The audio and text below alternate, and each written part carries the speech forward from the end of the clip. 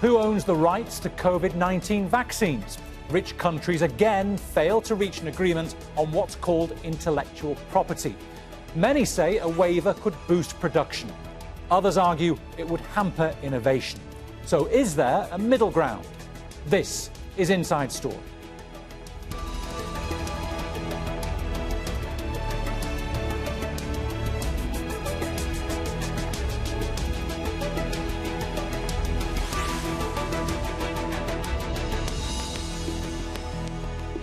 Hello and welcome to the programme. I'm Bernard Smith.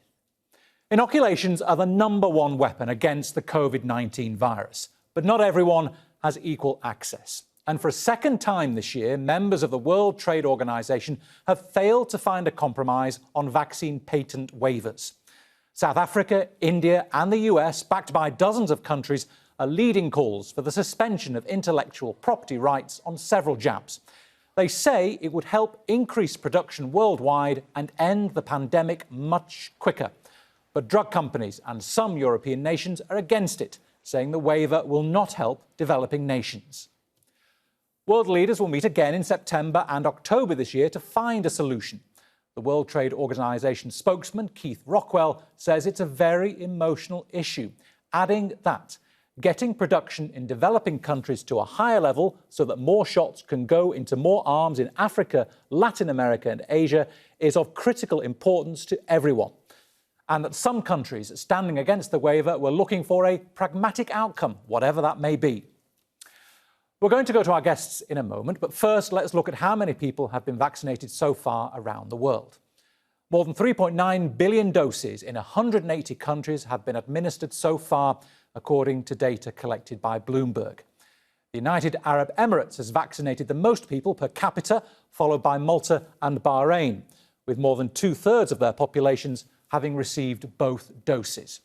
In the UK, just over half of the population of 66 million have received a full vaccination, and the United States has not yet inoculated half of its population. Meanwhile, places like Djibouti and Zambia remain as some of the least vaccinated countries in the world, with an average of just one vaccine for every 100 people.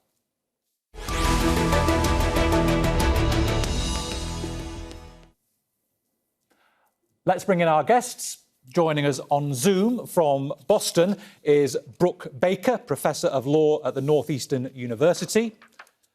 From Rabat, Azeddine Ibrahimi, the head of Biotechnology Lab at the Rabat Medical School. And from Wazak in France, Paul Torremans, Professor of Intellectual Property Law at the University of Nottingham. A warm welcome to you all. First, Brook, to you, should there be a waiver on the vaccine patents? Well, absolutely, there needs to be a waiver. We've waited for voluntary efforts to no avail. We have grossly inadequate supply, needlessly high prices, and really what is accurately called vaccine apartheid in terms of the maldistribution that you described in your introduction. Azeddine? So the waiver will get the intellectual property barriers out of the way so production can be increased. Forgive me. Azeddine, should there be a waiver? Talking from Africa, without any doubt, I think with 1% of the population vaccinated, we need more vaccine, and I do agree we need a waiver. And Paul, quickly to use it, is it as simple as that? Waive the patents and off we go? I don't think it's as simple as that. I think there's many other factors at play. But on the other hand, I agree with my colleagues that if we have this tool in the TRIPS agreement, if this is not the occasion on which we use it, then we should probably never use it and scrap it. So maybe there should be a waiver, but there should be much more than a waiver. There should be other measures as well. Otherwise, it won't work. A waiver is not the miracle solution. Brook, speed is clearly of the essence in getting the vaccine administered. It's taken the WTO 9 months so far to not get very far. Is there not a quicker way, sharing technology perhaps, the system that's gone set up in South Africa recently, something quicker than waiting for the waivers?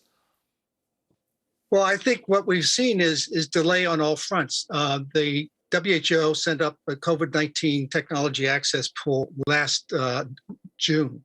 And not one biopharmaceutical company has put one iota of intellectual property into that toolbox for the last 13 months. Now we have 9 months waiting on the waiver. And, we could actually look at what the world is doing and wonder why the world keeps kicking the intellectual property ball down the field. And maybe it's actually kicking it off the field. We needed solutions last year. We didn't get them then. We need solutions now. And instead of addressing the issue now, the WTO and the rich countries are basically going on vacation. Tens of thousands of people will die before the next formal meeting of the TRIPS Council. And it's simply outrageous that the European Union, led by Germany, is continuing to oppose the waiver. And it's frankly also outrageous that President Biden is sitting on the fence and watching the fight go on without constructively engaging with the very sensible, pragmatic proposal that South Africa and India have put forth. That said, I certainly agree that voluntary efforts should also be taken, but they have to go beyond the contract manufacturing agreements and fill and finish agreements that we've seen from industry thus far. They're really trying to work mainly within the cartel and with their favored larger scale contract manufacturers. And that's helped to produce the insufficient supply that we're currently experiencing. Azeddine, you've got Sinopharm going to start production in Morocco. That's a much quicker way, isn't it, than relying on waiting for waivers on the patents? Well, exactly. I think Morocco and other countries, Egypt, for example, Turkey, I think they are looking at doing the fill and finish because it's the easy way and the quickest way to get to produce a vaccine. But I think you will understand that will be a lot of limitation with that because there is companies and profits behind it. But I agree with Brook what he said, and the football analogy, it's great, I think, to say that.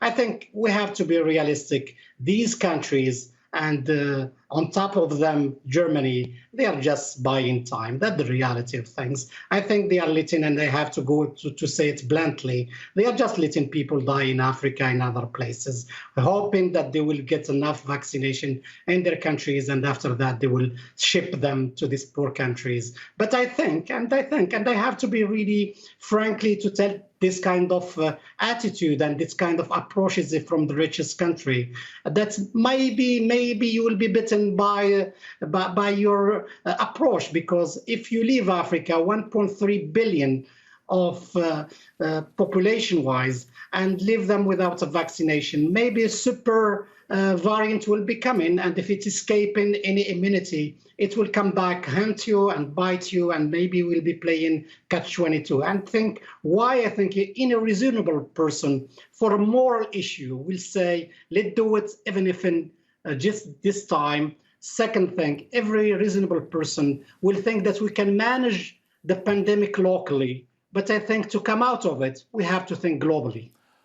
Paul, just help us understand, when we're talking about waiving patents, what is it that the companies are expecting to give up? And it's not just the ingredients of the vaccine we're talking about, is it? Why are they so nervous about giving up what they've learned? Well, I think what they are nervous about giving up is their lifeline, their income. I mean, one should not, forget about the pandemic for the time being, but one should not underestimate the investment that is made in developing medicines in general. And patents are there to provide a return on that investment. There's very little normally, COVID-19 was an exception, there's very little investment by governments and in terms of subsidies and doing the research. So the normal expectation of these companies is that through the patents, and I'm not saying there are no abuses, far from it, but they do get a return on their investment. So if they are now asked to waive their patent rights, and as it were to give away their return on investment, that is a big step for them. It's also important to note that for these companies, it's not just a patent. If I give you the patent, there's no way you can make the vaccine. You need the know-how, you need lots of things that are not in the patent. So there's also a need for skilled technicians. All these things need to be provided. And the last thing these companies want is that somehow this will be waived. Things will go horribly wrong. There will be contaminated vaccines. There was this incident in a plant in the United States already. That was under license. But then their name and their reputation will go down the line. So I think they are very weary that they can't train. They don't have the staff to train the skilled technicians. They don't have the staff to send around to share the know-how and facilitate things. And therefore, their preferred option is to keep control. And I think I can understand that as a patent lawyer. I mean, I think they should do something here, but I can understand that they want to keep control and do licensing. Okay. Voluntary licensing on reasonable conditions would be a way out, but I understand that we're moving at a snail's pace, and that's not a good idea. All right. Brooke, there you have it. It's an argument we often hear. You force these companies to give up their patents, to waive their patents, and you store up problems for the long term.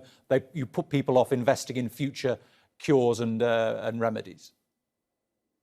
Well, I don't think we should forget that governments and charities invested billions and indeed tens of billions of dollars in the development and clinical approval of the vaccines we're currently seeing on the market. Governments invested significantly and also had done so significantly before the pandemic because industry was underinvesting in vaccine technology platforms, and government really took up the slack in that regard. But we also have to look at what the money that's coming into the coffers. There are estimates that the industry stands to make between $98 billion and $190 billion this year from vaccine sales. So the idea that they're not already earning return on investment is not only weak, it's preposterous. For minimal investments on their own, instead, their investments were largely subsidized by governments, they are earning or mis-earning incredible returns, and then keeping the recipe secret. Now, I do agree, and the proponents of the waiver have agreed, patents alone are not enough. We need the confidential information, the trade secrets, the manufacturing know-how, and in some cases, the cell lines. We need the underlying technology as well. And so the proponents have very clearly stated why the other intellectual property barriers need also to be overcome. My theory of the importance of the waiver is that if need be, it could be applied. It would be implemented at the national level and then applied by countries. But I think the stronger possibility is with the threat of the waiver, even stronger if the waiver is actually passed and adopted by the WTO, the drug companies and vaccine manufacturers will come to the table in a different way. Instead of backing off from sharing technology, they will realize it's in their interest to share voluntarily because now there's a credible threat of involuntary action. Thus far, with no credible threat of involuntary action, we see tight control within the existing cartel and inadequate supplies. There are many other barriers that need to be overcome, including the staffing and to some extent investments in improving facilities and so forth. But the idea that we should just continue to wait and that Africa and the rest of the global south will be waiting with a beggar bowl while the US and Europe continue to stockpile to buy additional doses for 2022 and 2023 to begin to prepare to distribute doses for new variants and booster shots. Well, health workers in Africa still are doing without. It's just outrageous. But Azeddine, even if there is a waiver of the patents, is the developing world in a position to deliver and administer the vaccine quickly? The US was very quick at investing and developing a vaccine. It lagged behind when it came to putting jabs in arms.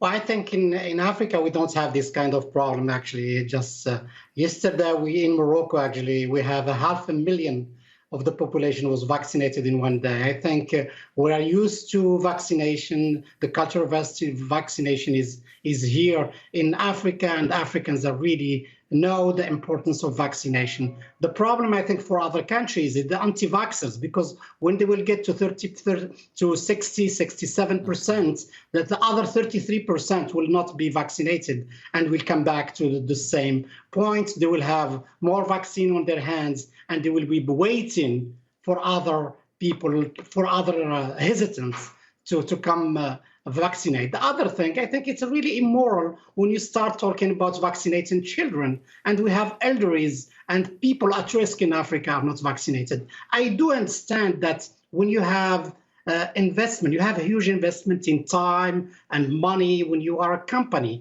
But I think what they are afraid of is to set a precedent. That's what they are afraid of. They think that by setting this precedent, they will open up the door and maybe more cases like that will be coming. The second thing, they don't want to share their technology for one reason, because they are afraid that maybe competitors will be creating competitors. Actually, if they think that we don't have a know-how, so what is the problem? I don't see any problem. They could just left the waive the protection and let these countries try to do it. But I think they are not doing it because they want to keep their recipe, afraid of that they will be creating more competitors in the futures and not setting up a precedent for this kind of approaches. Paul, isn't the argument that the biotech companies make that this could set up a precedent a bit of a red herring? This is a unique global event, a pandemic. This is a one-off, surely. Well, I mean, if you care to look at the TRIPS agreement, this is the exceptional scenario for the one-off case. This is not rewriting the TRIPS agreement. Yeah. I mean, maybe some of us, including myself, would like to rewrite the TRIPS agreement, but this is not what's happening. This is using the emergency exit for an emergency situation. So I really don't think that this is about them being afraid of losing it all. Some people in the industry, no doubt, are afraid of that, but I don't think that's the general feeling. I should also point out that, in reality, I mean, the UK and the United States, until very recently, did not export any vaccines. They kept all for themselves. In defense of the European Union, it should be said that they have almost exported as many vaccines as they've used themselves. So I think there is a genuine insufficient effort going on to share. And I think indeed I would agree with my colleague in Morocco that developing countries, I mean, part of my family-in-law comes from Asia. I mean, they are very well equipped and very well able to vaccinate, and they are rolling out as quickly as they can. So I think we really should find a way, voluntary, with the backup indeed of a threat of pressure, that there should be more licensing, that there should be more production. If we can find the raw materials, if we can distribute the thing, there's lots of logistics in there, but we should roll it out more quickly. Be it through a waiver, be it through a voluntary scheme. I think a voluntary scheme backed up by a threat is probably the more realistic one. And I hope that we get there in September, as my colleagues have said, far too late, but better late than never. Brook, what role is geopolitics playing in all of this? Russia and China stole the limelight, where they were the first to start distributing vaccines outside their own countries. Wouldn't it help the European Union if they were to encourage a waiver and see their vaccines distributed more widely? Well, I think, the perspective, as I understand it from our colleagues in the Global South, is that the specter of rich countries that race to the front of the line and stockpile doses, in some instances, 10 doses for each person in their country, for them to now be standing in the way of additional supplies coming to countries that haven't even been able to vaccinate 1% of their population. I mean, it's truly outrageous. And as already has been said, the variants create a risk. It's a stupid policy from the perspective of Europe as well. Europe should just simply admit that it's made a mistake, that at this point in time, preserving the profits of the industry is no match to the viral firestorm, which is approaching from all sides. The longer people remain unvaccinated, not only will they die, their families suffer, their economy suffer, but variants will grow, and they threaten whatever vaccine progress has been accomplished in the global north. So it's a stupid policy. And for geopolitical reasons and moral reasons and public health reasons, Europe should change its position. And the US should help Europe change its position by acting hand in hand with India and South Africa to actually produce a text, and to do so over this vacation period. So they come back in September and say, we have a draft text. Let's see if Germany wants to stand alone in opposing a text that now has the US and premature on it. I don't think that's going to happen. So, yeah, Europe in particular needs to stop its opposition and be seen as actually contributing to a more robust global response. And the US has to get off the fence and actually make the waiver happen. Azeddine, this deal that Pfizer and BioNTech have signed to fill and finish in South Africa, send the product to South Africa to be filled up, they're not going to start producing that until the end of next year, with distribution early in 2023. It seems a very long way off, considering, as we know, how quickly variants seem to appear. How do we get things moving more quickly? Well, I agree with you, Bernard, because I think when you look at it from a scientific point of view, from just common sense, actually, because you will not want to take this risk, actually, leaving huge numbers of population without a vaccine, because it's a really terrible thing, a terrible decision. It might have a new variant, and after you will be coming back and start another pandemic. And I think I have to say the word, actually. I resisted, but I have to say it's stupid. It's really damn stupid to do that, I think. The other thing, just coming back to the position between the Europeans and the Americans, I think they are just playing good cop, bad cop. I mean, that's the real thing. I think they are on the same page, and they are just trying to buy time, because the position for their companies, it's a really strong one. But my question will be, based on what you asked me, what are the alternatives?